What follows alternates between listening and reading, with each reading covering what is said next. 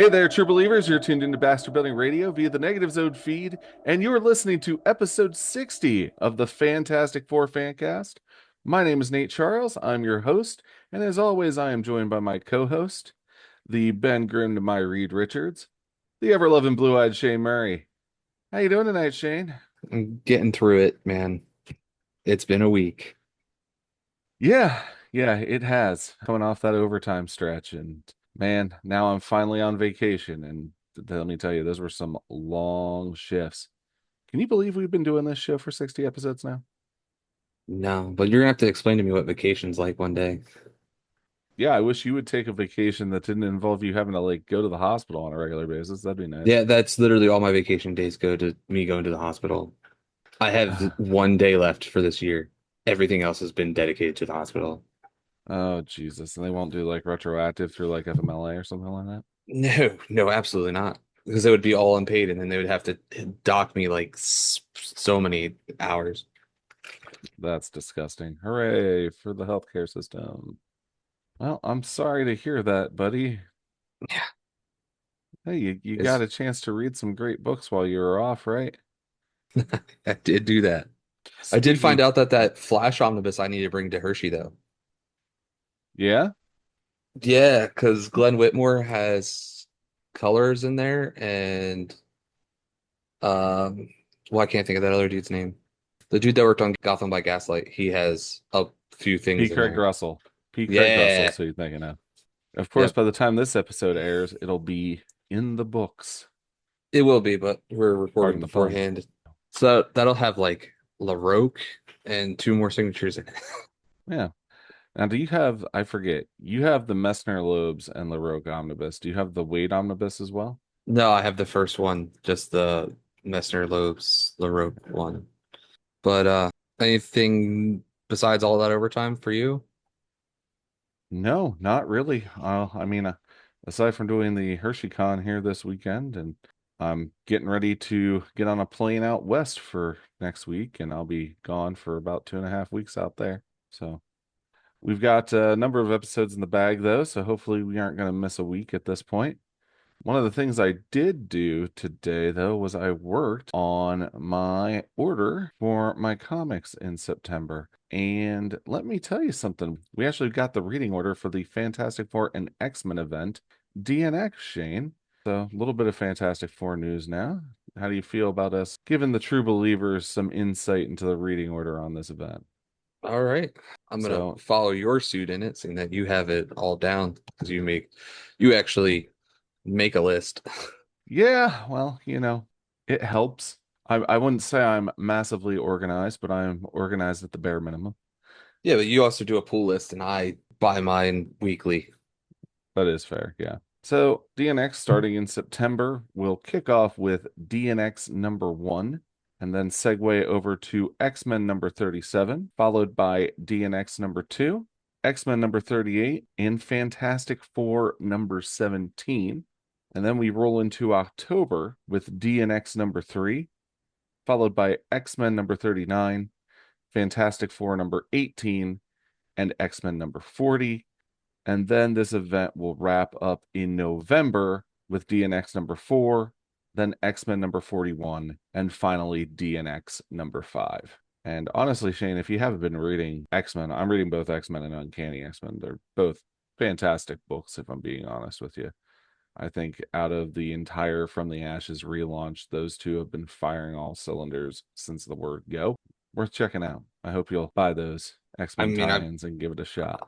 I guess I'm gonna have to, but I was really hoping that DNX thing was not attached to the actual mainline series. I hate when they do that so much. Hey, can't be any worse than Acts of Vengeance, right? You know, I would say it can't be, but Marvel's modern track record is pretty atrocious, so it could be. Well, folks, if you're curious to hear what Shane thought of the Fantastic Four's involvement in the Acts of Vengeance crossover, go ahead and check out episodes 47, 51, and 55. And you'll get his perspective on why he just doesn't like when things cross over in the mainline series. Yeah. You're more of a fan of the smaller tier crossovers, aren't you, Shane? Yes. Well, I suppose at that point we ought to just get down to today's book, which is the second part of the crossover between the Amazing Spider-Man and the Fantastic Four in Amazing Spider-Man Volume 2, number 591. Yeah. So we covered part one of this story, which was Amazing Spider-Man Volume 2, number 590 in last episode, episode 59. Today's issue is cover dated for June of 2009 with a release date of April 15th, 2009, and had a cover price of $2.99. Shane, are you ready to guess some values in today's Shane Showcase? I am. All right. Well, we only have one cover to deal with this week, and everything's direct market as of this point in time. So I've got the ungraded value sold for at maximum via pricecharging.com, and the graded 9.8 value also sold for at maximum via pricecharting.com. We'll start with the ungraded copy. What do you think that has sold for at max? Uh, $4.50. $7.89. How about a graded 9.8 copy? Um, $52. Wow, you're over. Really? $29.04. Wow, you didn't even get your money back for sending it out to get graded. That's rough. Well, give it 20 years. I don't think this is going to be a book you're looking forward to in 20 years. We're already, what, almost 20 years? We're at, what, 15? Yeah, but even 90s starting to go up in value a little bit more these days, 30 years down the road. So, Give it another 10 to 20 years when we're in our old people homes. yep, you got it. Oh. Creative team for today's issue is writer Dan Slott. Penciling duties were handled by Barry Kitson and Dale Eaglesham.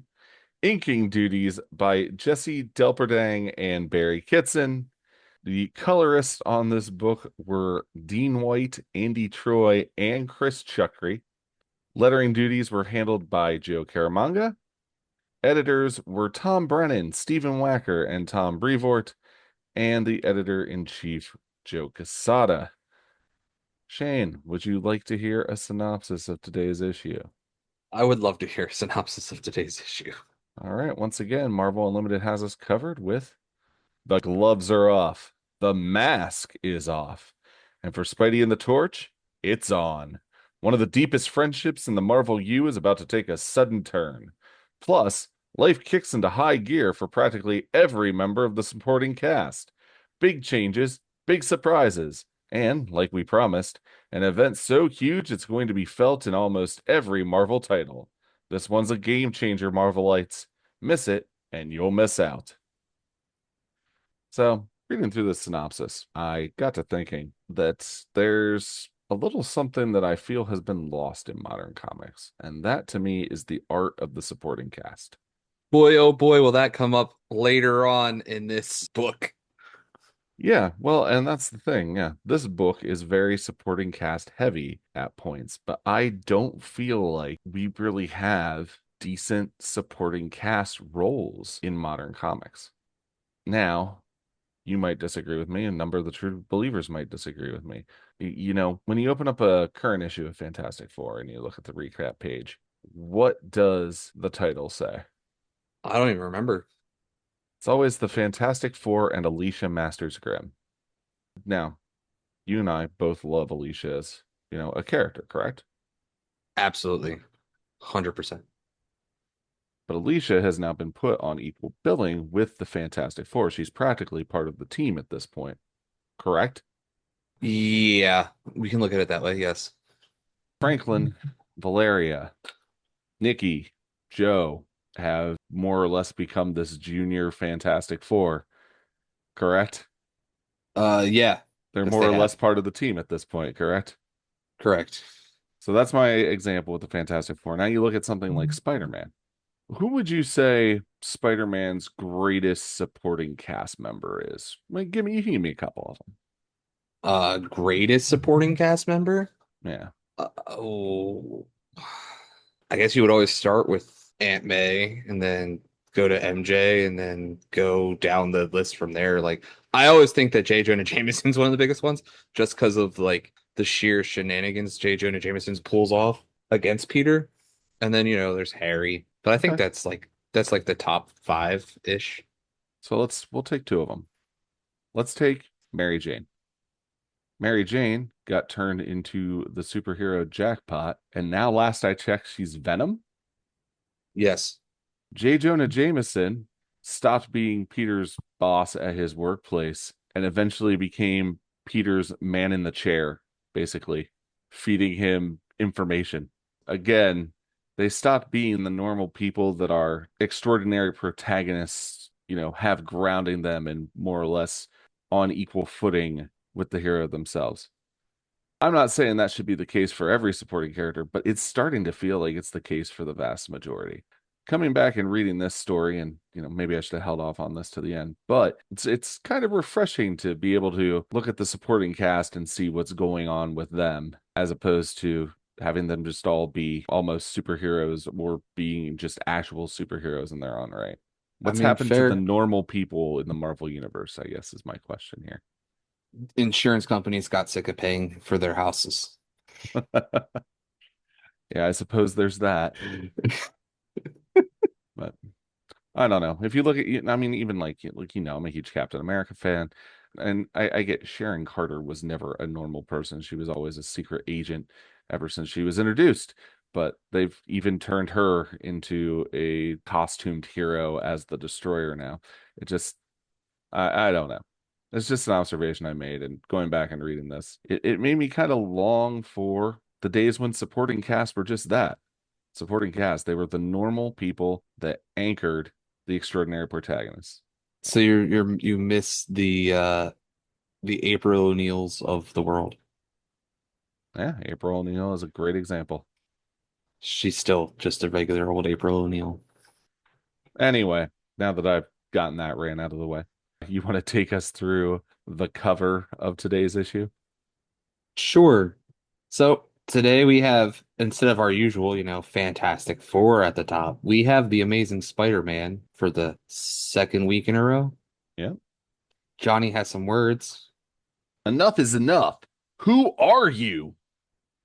We got a little tagline at the bottom that is friend or forgotten. And we have Johnny with his hair flamed on and at least one hand flamed on, putting his fingers right through Spider-Man's mask. I think it's very important for us to mention that the mask is not on Spider-Man's face Yeah, I was because getting he's there. I was getting holding the there. It was mask. he's holding the mask in one hand and his fingers are flamed on through it. And this story takes place after the Marvel Universe forgot who Spider-Man was Yep, after thanks some to magic voodoo. Yeah, actually, I need to update that a little bit because last episode I put all the blame on these shenanigans on Doctor Strange. But then I did a little bit of reading and remembered that it was a joint effort between Doctor Strange, Tony Stark, and Reed Richards that put Spider-Man's identity back in the bottle. Yeah, some voodoo. I do know that there's a big error on the front of this cover, and I don't know how it got past the editor. And do you S- see it? So I do. I think I know exactly what you're talking about. However, I think it might literally just be that they uploaded the wrong cover to Marvel Unlimited because you are referring to the issue number being 590 as opposed to 591, correct? Correct. Right. So if you go on to Marvel Fandom, however, and you check the cover on there, the number is correct. So I would be interested in knowing just what happened there. Maybe they just, like I said, put a misprinted cover on Marvel Unlimited, near as I can tell. I don't know. It seems very odd that it got past anyone, and it's still there to this point because this would have been uploaded years ago. Yeah, On the Unlimited's been around for what, a decade? probably more. Just seems very interesting. But But at least uh it's the issue number. It's not any of the artwork that's by Barry Kitson, no, whose no. work I genuinely love. And so we open up to our recap page, which is once again in the style of the Daily Bugle, or as it was known at this point, the DB. And we have a timely topical reference as our headline with Five for Fighting. That's a name you don't hear very often. I don't think I've heard a song from that band in probably a decade, maybe more. I didn't even know that was a band. Oh, I'm sure you've heard some of their songs. That's pretty melancholy piano rock stuff. But Maybe. but yeah, for a recap of last issue, though really all you need to do is go listen to episode 59 to catch up. Our recap page reads: when a distress signal from the Macroverse calls specifically for Spider-Man and the Fantastic Four, Spidey and the first family of superheroes set out dimension hopping to investigate. It's not the best time for Peter Parker to be off the grid, though, as his best friend Harry Osborn has seemingly fallen off the wagon after discovering his would-be fiancée, Lily Hollister, was secretly the villainous menace who terrorized New York for the better part of a year. He's also leaving his beloved Aunt May without someone to look after her, but such is the price of superherodom. In the Macroverse, Spidey and the FF discover the signals they found weren't distress calls, but rather prayers. The five heroes are seen as gods to those in the Macroverse. They've even built idols of them. Johnny Storm notices that the statue of Spider-Man wears no mask, but the features on his face have been worn down to hide his identity. The four then remember that they once knew Spider-Man's true identity, but now can't remember the face they saw. As tempers flare, the Thing and the Invisible Woman try to separate Johnny and Spidey, while Mr. Fantastic tries to alert all of them to a bizarre fluctuation in time. But protests are to no avail when Torch hurls a fireball at Spidey's mask, forcing him to remove it and shocking the group at what lies underneath. And we turn the page, Shane, to be connected with our title. Face Front Part 2, Nuff said. And paint the picture for us, Shane. What are we seeing here? We see a Spider-Man body that's completely headless. All you see is the planets, those little micro universes above his head, and the little arena slash temple that they were fighting in the last issue. And Johnny's on the ground, just taken aback. It almost like it looks like he fell right down out of shock. Though in reality, during their argument, it was Spider-Man who pushed Johnny to the ground. And Headless Spider-Man says, "You wanted to see me without my mask? Fine. I hope you're proud of yourself, Torch." What the? That ain't right. And Spider-Man goes to feel his face and says, "What? I got something on my face?" "Sue, you turned him invisible? No fair." "Really? Thanks for the save." "Anytime, Spidey. As for you, Jonathan Storm." "Guys, setting his mask on fire. What were you thinking? You can't unmask a hero against their will. It's an invasion of privacy, betrayal of trust." And Peter reaches down and grabs his mask off the ground and puts it on. "Trust? What trust? Trust is sharing your secret identity with your friends. As far as I can tell, he gave it to us and then he took it back." And Reed walks up to Johnny and says, "That's very unlikely." "You heard the man. Very unlikely. Something like that would involve more than just us. He'd have to wipe the memories of everyone on Earth. Telepaths, magic users, alien hybrids, not to mention altering all the physical evidence, the paper trails, the computer files. How could someone with Spider-Man's resources?"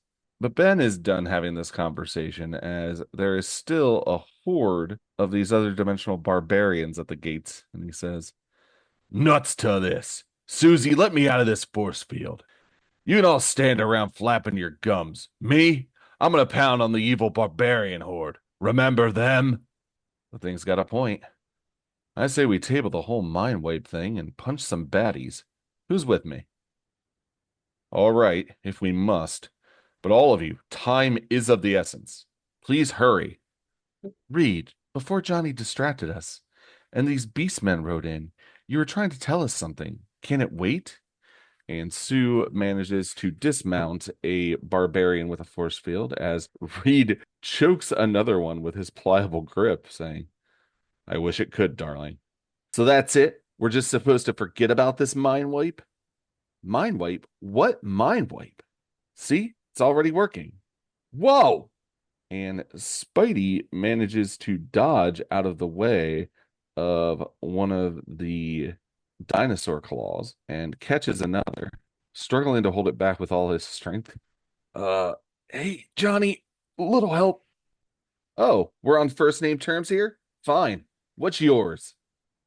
And the armored leader of the Macroverse tribes, named Patronus. Would you mind describing him again this episode to the true believers, Shane? Sure, he is got all of the armor. He has a full face mask with a T in the middle, like he's a Mandalorian, and he has wings on the side. Very bat slash dragon like wings. It's kind of like if Jack Kirby designed Death Dealer instead of Frank Frazetta. Yeah, kinda. And he draws a massive firearm of a sort and says, Unbelievable. This is how the five gods comport themselves? Like squabbling children? Pathetic. We got a new player over here. Scary armor, big gun. Anyone know if he's a good guy or Boom! And Patronus lets loose with a shot that fells one of the dinosaurs. Never mind, he's on our side. That or he's a lousy shot. I am Patronus, sovereign protector of the land of court. The man who's been cleaning up the mess you five created a lifetime ago. Lifetime? Did he just say? Yes, dear, the time distortion between our dimensions increases and shifts polarity each time we cross over into the macroverse. Then that hyperacceleration is now deceleration? Read, the children! I know. The longer we're in the macroverse, the faster time moves on Earth. But it's Franklin's birthday next week. Sue, not to alarm you, but birthdays? Christmases? We might miss their high school graduations. We have to go home now. No. My people prayed that you'd come here, that you'd end our war with the dragon, a war you started. Hear me, five gods. You will stay, and you will fix this. And Spider-Man approaches Reed and says, So, Dr. Richards, I'm assuming you did the math. If we do stay and help Mr. Happy Helmet over here, how much Earth time will we miss? By my calculations. And we see back on Earth, it's Tuesday, and Carly Cooper is at Harry Osborn's apartment. Harry is hung over, his head underneath a pillow as he lays in bed, while Carly gathers up the empty bottles from around his apartment. Harold Theophilus Osborn, you're a wreck. Carly, thanks for getting me through the worst of it. Bye now. The worst of it? No. This was the easy part. And then on Saturday, you don't have to babysit me. I've been to AA before. That's the point. My dad went to AA. Maybe if he kept going, he'd still be here. I'm not letting you out of my sight. And the following Thursday, while sitting on the couch, Harry confesses to Carly, she had this whole secret life, this whole other side to her. If I loved her so much, why couldn't I see it? Harry, her own father didn't know. Lily was like a sister to me, and I couldn't see it. You're not alone. And then on Sunday, while sitting in a cafe, Harry puts his hands over Carly's and says, My first 30 days, clean and sober. I I owe you, Carly Cooper. No one else was there for me. Harry, you don't have to. No, I'm not going to forget this. Henry continues, For every hour we spend in the Macroverse. And again, we see back on Earth J. Jonah Jameson outside of his house, his thumb on the buzzer of his intercom doorbell, yelling for his estranged wife. Marla? Marla, I know you're in there. And if you ever want to see another dime out of J. Jonah Jameson, you'll come to your senses and resume this marriage immediately. Do you hear me? This is your one and only. And then again on the following Saturday, what does Jonah have in his arms? He's got flowers, a box of chocolates, a basket of cheeses, and some wine. Marla, dearest, it's me again. Look, I can be the bigger man. Not that you're a man. What I'm trying to say is that I've grown in our time apart. and that I'm willing to forgive your vile betrayals and the ways you sullied my good name. And on the following Thursday, Jonah, much more depressed, is again at the Inn. It's me again, Marla. I wanted to tell you, I understand. I know why you sold the bugle, because you love me, or loved me, whether an old coot like me deserved it or not. And then on that following Sunday, Marla's voice comes through the intercom as Jonah sits despondent at the door. Jonah, I know you're out there again. All right, come by tonight at 7. Take me to my favorite restaurant, and we'll talk. And Reed concludes with 13 and one-third days go by. And again, we see back on Earth in the offices of Frontline, which was kind of a new startup Daily Bugle after Jameson's wife sold the Bugle out from under him. We see Robbie Robertson and Randy Robertson and reporter Nora Winters. And Nora says to Robbie, Robbie, have you seen Parker? I think he's ducking me. Sorry, Nora. Pete hasn't been by Frontline in weeks. Say, my son Randy dropped by for lunch, but I'm busy getting tomorrow's issue out. Maybe the two of you could. And on the following Saturday, what do we see, Shane? We see Randy and Nora at a concert. Randy says, Awesome show. How'd you score tickets to Newfound Glory? Press passes. Your dad's always tossing me nice perks. Like you. What? I said you're a nice perk. What? And on the following Thursday, we see the two of them still hanging out as Nora holds up her phone. Pretty cool hanging out with you, Winners. I'm getting used to this all access treatment.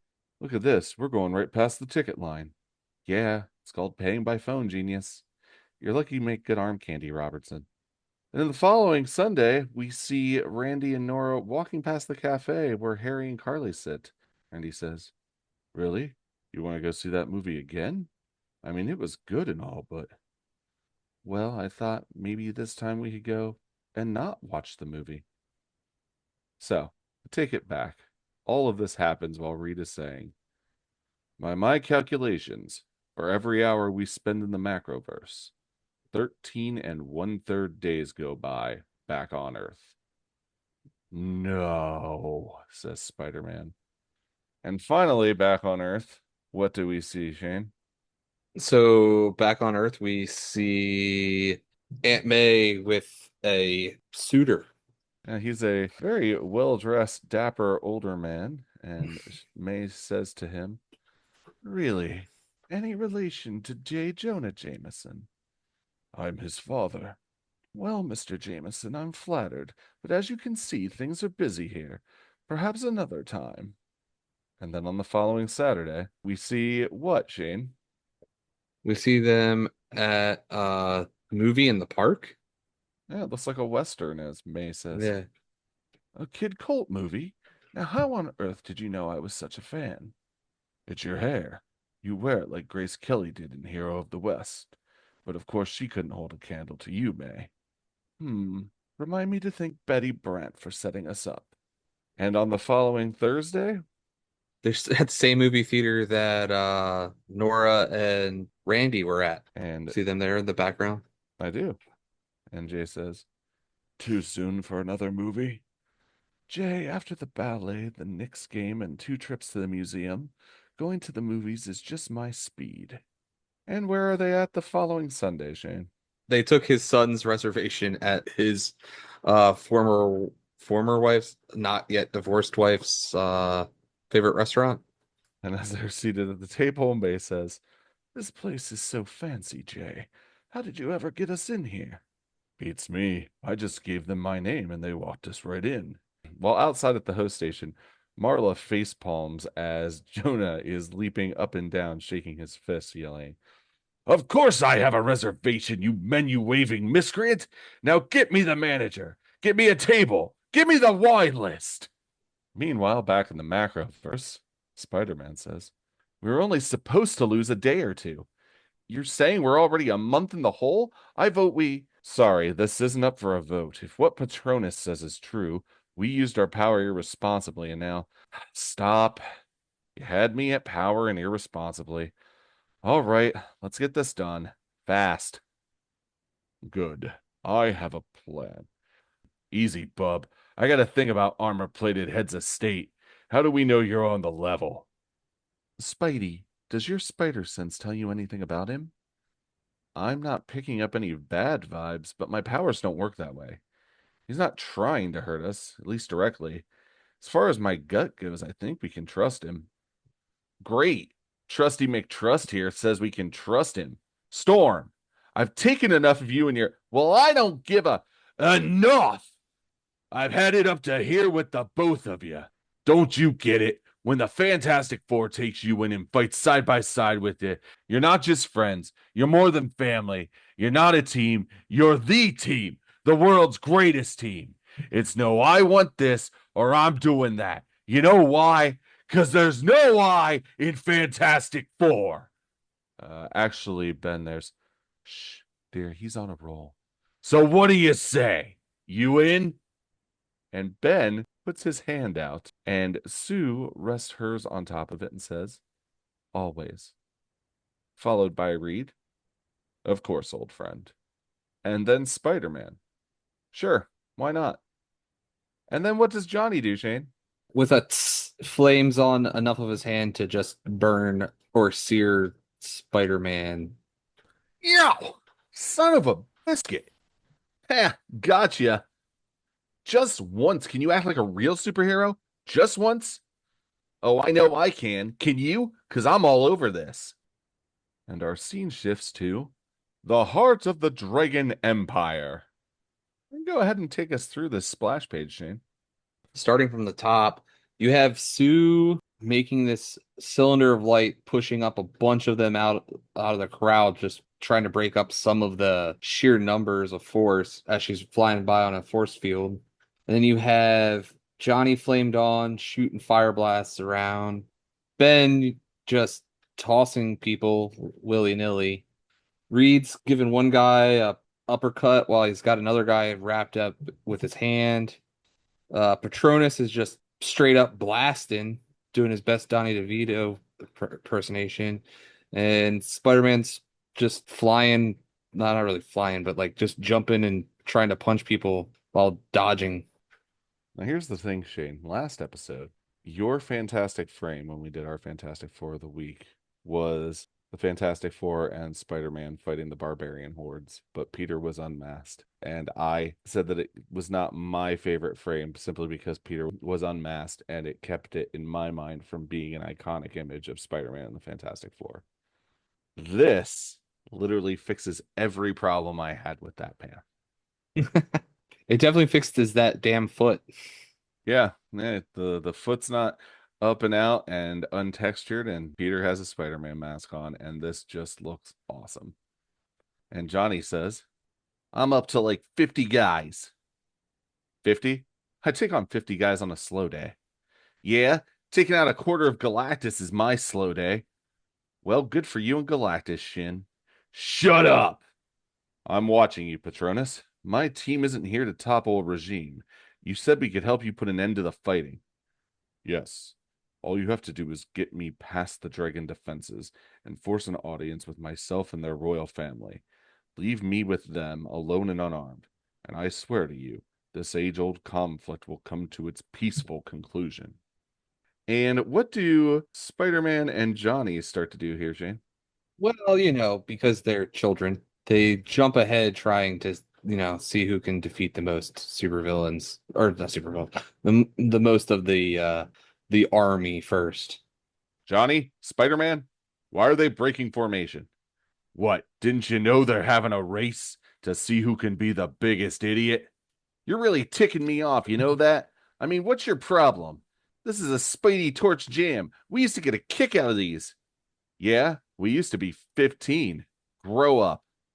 Sorry to ruin your fun, Storm, but things are different now. What? How? Are you monumentally stupid? Things have gotten dark. You want to know who I am? You want to know what happens if that gets out with the way the world is now? Do you know what would happen to my family? My friends? And Spider-Man is just pounding on this one barbarian, and Johnny grabs his wrist. Hey, you've already hit that guy a zillion times. I don't think he's getting up. Let go. And Johnny lands on the ground and flames off. Easy, pal. But what does Spider-Man do here, Shane? He grabs the front of his costume and pulls it up to put into Johnny's face. I'm not your pal. And these aren't my clothes. This is my disguise. It's not who I am. This superhero stuff isn't my life. My real life's back on Earth with my real friends and real family, and I'm missing it. And what do we see back on Earth, Shane? We see his answering machine going off, and it has a lot of missed messages. And it beeps as a phone call comes in. Pete, this is Ben Urich over at Frontline. If you're back in town, I've got a job for you. Need shots of tonight's debate, for the special election. And then we see that night's debate, and it's being covered by reporter Sally Floyd with no photographer. And Sally holds up her recorder and says, Sally Floyd, Frontline. After the Hollister debacle, most New Yorkers have lost interest in this process. If that's the case, why not open these debates up to a third party candidate? Mr. Lee? Mr. Declan? And Declan says, I'm sorry, I thought that due to his lack of experience, Marty here was the third party candidate. Oh, come on. That was funny. Is this thing on? He taps the microphone, and another message beeps onto Peter's answering machine. This is a courtesy call from G&G Realty, Mr. Parker. We received your rent payment, but there's a problem. The name on the lease is for one Vincent Gonzalez. If you could please have Mr. Gonzalez contact us. And then we go to the Daily Bugle offices, where new owner Dexter Bennett is being talked to by an advisor who says, You could lose everything, Mr. Bennett. As your financial advisor, I say walk away. This paper of yours, it's tanking. For a solid year, you falsely accused a man of being a serial killer. Your credibility and your circulation are in the toilet. And Bennett says, I don't care.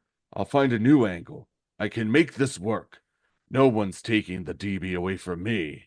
And Peter's answering machine beeps again. Valued customer, if you act now, we can offer you a full subscription to the DB at our new low, low rate. And what do we see in the next panel, Shane?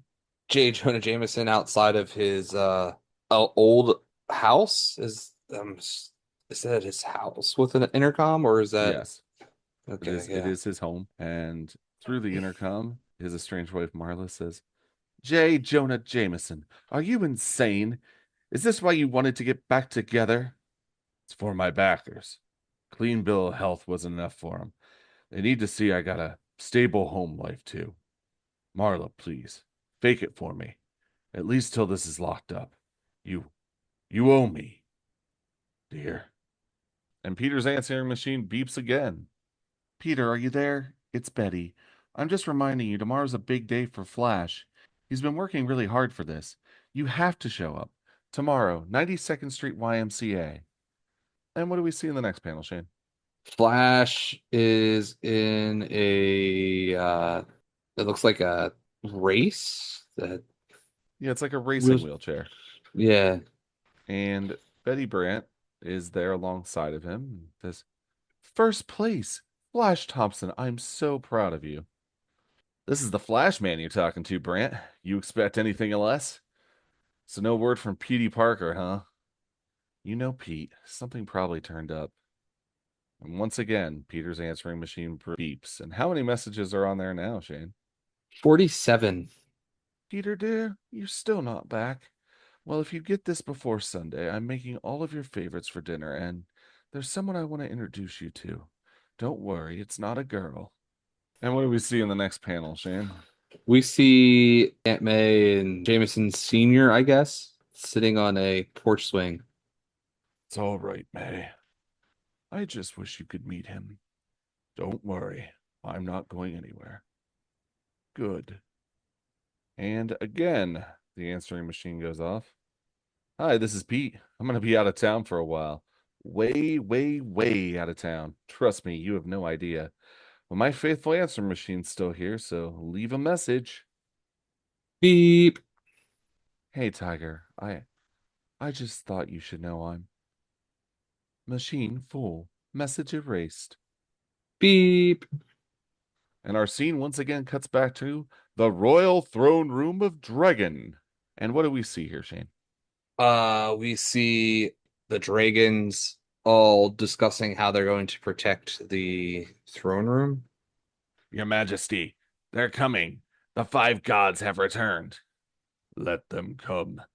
We'll show them what dragons are made of. Death to the gods of court. And Crack. Ben's fist bursts through the door. Knock, knock. Stay by Her Majesty. I'll be damned if they steal another dragon princess. Spider-Man, they're weapons. Yeah, I'm on it. Me too. Fine, whatever wraps us up faster. What sorcery is this? It is the magic of cowards. And what is happening here, Shane? Spider-Man has webbed up two weapons and are pulling them out of their hands, and Johnny has hit one with a flame to probably make it so hot that the guy just can't hold on to it anymore. The only way the cravenly king of court would dare face us. And Sue puts a force field over the doorway behind them. I've got the only entrance blocked. You're on, Patronus. Just remember, we're keeping an eye on you. And Patronus approaches the dragon prisoners. Understood. Dargo of Dragon. Years ago, your father struck an accord with court, an arranged marriage to bind our two kingdoms in peace. Yes, with the Princess Jartel, and the arrangement was broken. Yes, and no. For a while, the princess was stolen from you by a young, foolish warrior who was, in turn, aided by five even more foolish gods. I am here to tell you that Jatal was true to her word. The arrangement was kept, and the marriage was consummated. And Patronus pulls off his helmet and reveals what, Shane? That he's part dragon. He he is dragon. What a shocking twist. Can we go now? Shh, says Sue. I am half dragon, my younger brother. Then by our laws you are our rightful king. But why, Patronus? Why hide this secret all these years? I was just thinking the same thing, says Ben, crossing his arms. The people of court have always feared the more powerful dragon. But here, where it is just family, I may finally show my true face. Oh, come on. What the heck is this? An after school special? Hey, the more you know. Well, Spidey, baby brother, I think we've all learned a valuable lesson today. And Sue places her hand on Spider Man's shoulder. Dear God, make her stop. Dude, I've been trying for years. Just ride it out. And Patronus departs with Spider Man and the Fantastic Four, and the dragon waved to him. The accord has been kept. The attacks on court will stop, and this matter between us will stay in our royal family. On that, Patronus, you have our word. And for that, Dargo, you have our thanks. No, I'm not buying into this terrible analogy. Yeah, we're disguised to look like everybody else. I'm the other way around. What? So you're not Spider Man? See, I don't get that. Are they like this all the time? Pretty much. Well, it's like you're not really the Human Torch. You're Johnny Storm. No. Don't even joke about that. Ever. And Patronus and the rest of the court accompany the Fantastic Four and Spider-Man back to their shuttle. And as they board, Patronus says, farewell, my friends. If what you say is true, it is unlikely we shall meet again. In a few of your years, the land of court and the Dragon Empire will be long gone, replaced by who knows? Well, not me, that's for certain. So tell me, Patronus, how will you explain to your people this sudden outbreak of peace? I'll tell them it was delivered unto them by their five gods, and that wouldn't be far from the truth. Patronus, live long and prosper, says Reed before he boards the shuttle. And Ben sits in the pilot seat performing his pre-launch checks. Pin particles, check. Tray tables, up. Infinibus 1 is good to go. And Reed approaches Spider-Man. All right, Spider-Man. Now that we finally have some time on our hands, I have to admit, I'm curious. This mind wipe of yours, how does it work? Reed, it's like Fight Club. The first rule of mind wipes is you don't humor me. All right. It's kind of a psychic blind spot. Even if there's a stack of evidence pointing to who I really am, your mind won't let you connect the dots. Or we'd connect them ourselves, but in the wrong order. Right. You'd come up with your own solution. Not the right one, but one you could accept. So is there any way your identity could be compromised? If someone unmasked me, or if I unmasked myself, then for that person it'd all come rushing back. So do it. Unmask. For us. It's stupid not to. We're your friends. We could help you with things. Yeah? And what happens the next 20 times the puppet master takes control of you? Hell, why stop there? I could tell the Avengers too. It's not like Spider Woman wasn't a scroll the last time I told her. And won't it be great if Wolverine gets brainwashed by Hydra and starts killing everyone again? Or maybe Luke Cage gets possessed by the Purple Man. I've seen that happen. I just can't risk it. I can't. Maybe you don't have to. What if we had psychic blind spots too? Stretchy guy says what? Let me take some readings. I'll duplicate your firewalls, then we could share and keep your secret too. I I don't know. Hey, it's like Ben said. When you're with us, you're not just a part of the team. You're a part of the family. We won't let you down. Promise. All right. I gotta warn you.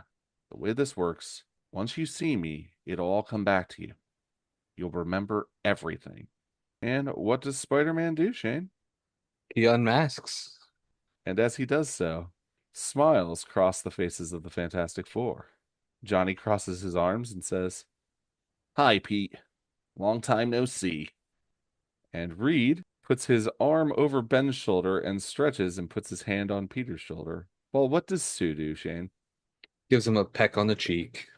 And once again, our scene shifts to the Baxter Building, where what is happening, Shane? They're shrinking out of the Macroverse back to the 616 verse. And as this happens, Spider Man goes, Ah! Sorry, Peter. I should have explained. As we shrink back into our universe, we appear to be falling faster than we actually are. Yeah, thanks for that. So what's the verdict, Doc? How much time have we lost? According to my quantum synchronizer, 2 months. Pardon my French, but walloping freaking spider snappers.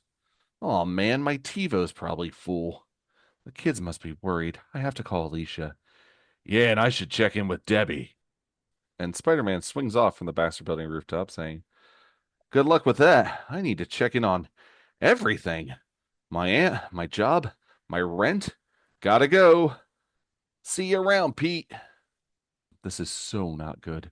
Unless Vin's out of the pokey now. That's a whole month I didn't pay our rent. What do I tell the landlord? Sorry, I was out of town. Where? The Macroverse. Yeah, like that'll fly. Yow, spider sense is going crazy. Hasn't tingled like this in ages. Something's wrong. Something's horribly, horribly.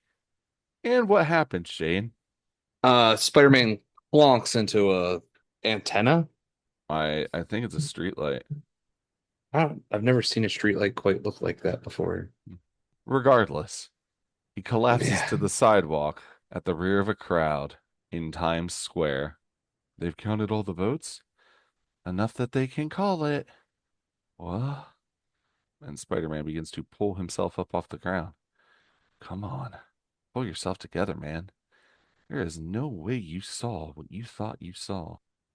And from the broadcast being shown on the screens in Times Square, the reporter says, This just in. Both Martin Lee and Walter Declan have conceded victory to this historic third-party candidate. Excuse me, pardon me, anybody? I hear it wasn't even close. Total landslide. And Spider-Man leans over the shoulder of a onlooker. The winner of the special election and the next mayor of New York is this for real? Shh, says the onlooker. J. Jonah Jameson. And we see Jameson up on the big screen, and what is he doing, Shane? Giving out peace signs. Nuff said, "Gotta be a dream, a prank, a hoax. La la la la la, this is not happening. Not a dream, not a hoax, and not a chance in the world this is gonna end well for the people of New York." Hey, that's us. Next, more on Mayor Jameson. Aunt May's love life. Ew. And the debut of the Vulture in Spider-Man 24/7. But not for us, Shane. No. Our journey with Spider-Man ends here. What did you think of Amazing Spider-Man Volume 2, number 591? So I have notes. Peter giving into the Fantastic Four about his identity was okay. The subplots, except for the Jameson thing, really don't end up paying off as much as I would have liked for a two-part story. But I mean, there's Spider-Man's plots, and Spider-Man plots can go on forever. I forget how hit and miss Spidey books can be because supporting cast is more important to his stories than he is generally. His supporting cast means more to the Spider-Man books than Spider-Man ever does. Or maybe that's just how I read Spider-Man. I find that the more Spider-Man centric they are and they don't touch on the side characters and like what their interaction with Peter is, I just like Peter interacting with the side characters, not so much Spider-Man. I feel like Spider-Man is a terrible superhero book. That sounds weird, but like I think Spider-Man is more of a study of how like the secret identity should work, where I just don't like a lot how it's written. And then this is like peak when Marvel just writes Spider-Man really not my cup of tea. What about you? Well, I'm going to focus more on the interactions with the Fantastic Four because, well, we're the Fantastic Four fan cast. For a Spider-Man and Fantastic Four story, I thought this was fun. I thought it really showed the relationship, especially between Spider-Man and the Torch. Like I said last episode, but even more so this time, you get more of his dynamic with Reed Richards and Sue. Maybe not as much with Ben, who just kind of seems annoyed with the antics of Spidey and Johnny more than anything in this book. But yeah, I mean, I don't have a lot to say about this story other than the fact that I enjoyed it for what it was, which was a key plot point in the relationship of Spider-Man and the Fantastic Four. Yeah, if I look at it like that, I thought that story was okay. I like Peter interacting with his own subplot characters more. Which makes sense, you know. We each have our ways that we like to see Spider-Man written, and like I said, I feel like the art of the supporting cast has been lost, you know, over the past 15 years since the story has been published. So last time I Yeah, read Spider-Man, I didn't really feel that the supporting cast got much of a spotlight at all, and it's the complete opposite of what you see with this issue. So it's been 17 years. cool. I mean, I was willing to round down, but sure, you can go ahead and just break the glass on that. That's fine. Uh, Well, it's because it's even worse because it was April of '09. So it's literally over 17 years old. It's almost an adult. right. Okay. Well, now that I'm wallowing in misery, do you want to go ahead and go with the Fantastic Four of the week? I mean, I'm sorry, I didn't mean to bring you down, buddy. so you go first with Fantastic Frame. What Okay. was your favorite panel this week? Page 16, panel 3. So right when they break in, right after Ben punches in the door, and you have Spider-Man leaping in the front and the Fantastic Four following him into the Dragon Palace there. That was mine. It was just a great shot. Like you were saying, looking for like an iconic shot of the FF and Spider-Man together. I thought that was my one for this episode, especially with the webs coming out and Johnny Flamed On next to him. So, what I find interesting about that panel is that it reminds me, I mean, it's not, I don't think it's an homage, but just the way that it's drawn reminds me of the cover of the very first issue of What If from February of 1977, which was What If Spider-Man joined the Fantastic Four? See if I can get you an image of it here. Okay. It just reminds me so much of that cover. I had to double check to see if it was an homage, and it's not. It's just similar in a Yeah, lot it's of very respects. similar. That just won my heart. So, what was yours, bud? I had to go with that splash panel on page 12 because, I mean, you know me, I do enjoy my sword and sorcery, and I do enjoy the Fantastic Four. And you want to team the Fantastic Four up with Spider-Man against a barbarian horde and a bunch of dinosaurs with lasers on their backs? Dude, that hits for me on a lot of levels. And like I said earlier, it more or less resolved all the issues that I had with your Fantastic Frame from last episode and what kept it from, being also my Fantastic Frame. It was just a great panel and a great fight scene. I would honestly take this as a poster if they took the word bubbles off of it. Yeah, it'd be cool. This was up there for me. I loved the webbing coming out of the other one. That's the only reason it topped this one for me. But this is a good panel. However, So, as cool as this artwork is, I'm gonna kind of move on to my Grim Grumble here because I'm gonna preface this by saying that I love both Barry Kitson and Dale Eaglesham as artists for different reasons. However, their styles do not mesh well together at all. And admittedly, I think editorial tried their best by separating the two by using Barry Kitson's artwork for the Macroverse and Dale Eaglesham's artwork for the 616, but it is jarring nonetheless. And even that's thrown off because the very last page of the book in the 616 is Barry Kitson. So I don't know. It just did not jibe for me, and it pulled me out of the story big time, especially the first time that I read it. it is kind of weird to see the art jump back and forth. I knew that there was a lot of artists going into this, so I was trying to just accept that I was going to have to deal with some things pulling me like in and out, like you said. I've learned to adjust, I think, because a lot of, again, we're going back to like modern books, there's so many times where they have to bring people on to help them finish books anymore that I feel like being a modern single issue reader just adjusts for that so quickly. But mine was page 20, and it's basically the whole firewalls thing. What? Human firewalls? Well, you got to remember, Reed Richards had a hand in designing this, so Yeah, but he doesn't even know that. Like, so they're just building human firewalls.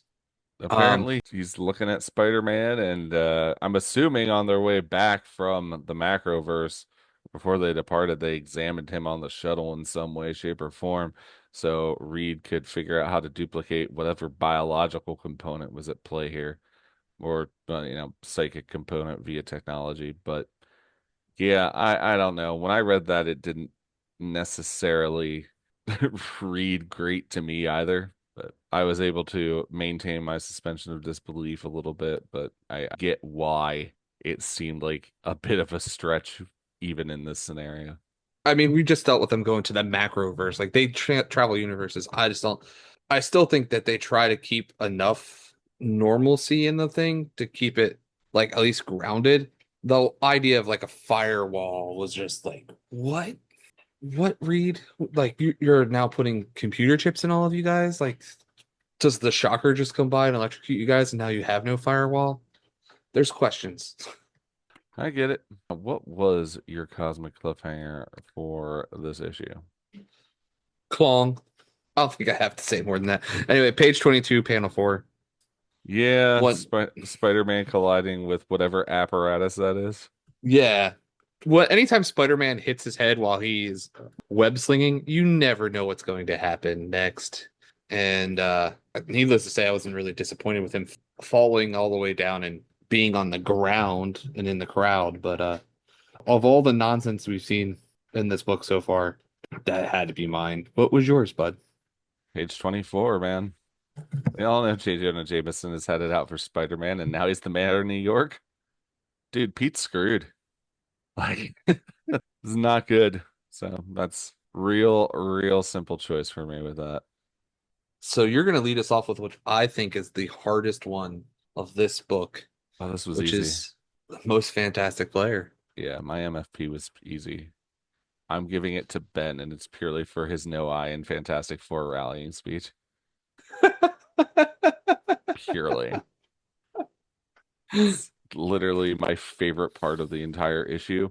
And it's Ben getting so annoyed that he's the one who rallies the team together. So, yeah, good on Ben. Who was yours, bud?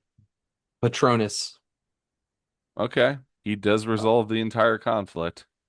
Yeah, I wrote because story ended. Yay.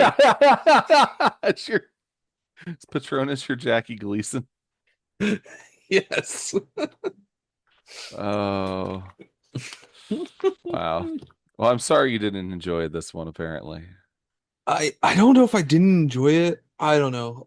Brain's been weird, but like I feel like if they didn't have like 3 pages of going back to Earth in the middle of it, I don't feel like I would have been as over it.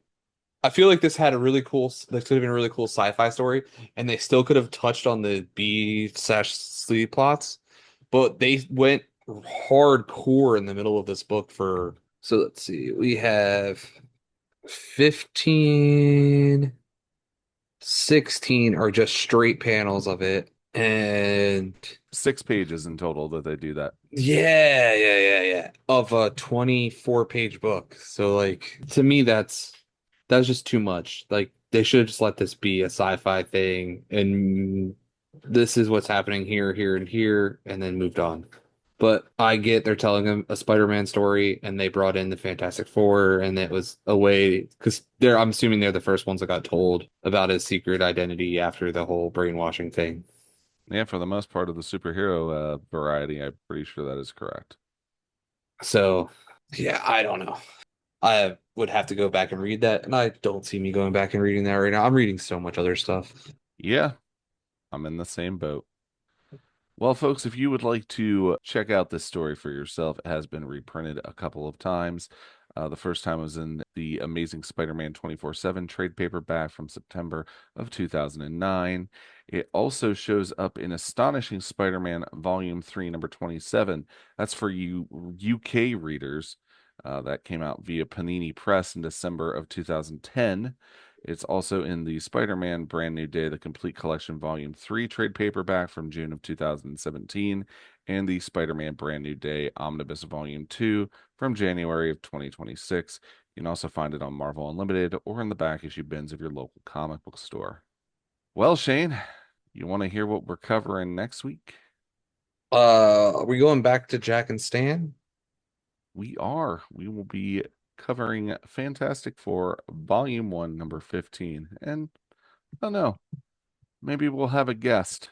Oh, okay. Awesome Android has his own card in Magic, by the way. Oh, nice. Is he listed as Awesome Android or is he listed as Awesome Andy? Because if he has Uh, paralegal powers, that would be the best. he is listed as Awesome Android. Okay, well, take what you can get.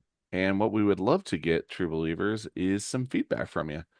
We'd highly appreciate it if you left us a 5-star review on Apple Podcasts or a comment or review on Spotify.